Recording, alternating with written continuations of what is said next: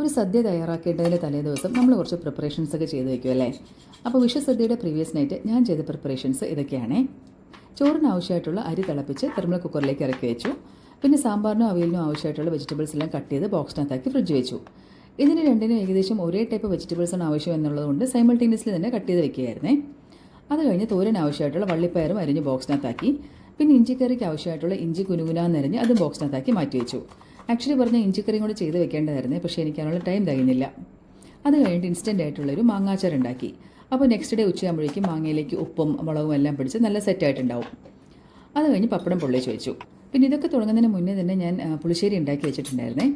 പിന്നെ നെക്സ്റ്റ് ഡേയിലേക്ക് ആവശ്യമായിട്ടുള്ള സാമ്പാർ പരിപ്പ്, ചെറുപയർ പരിപ്പ്, വൻപയർ, പിന്നെ പായസത്തിന് ആവശ്യമായിട്ടുള്ള അണ്ടിപ്പരിപ്പ്, കിസ്മിസ്, ഏലയ്ക്ക, പിന്നെ ശർക്കര ഇതൊക്കെ റെഡിയാക്കി എടുത്ത് പുറത്ത് വെച്ചു.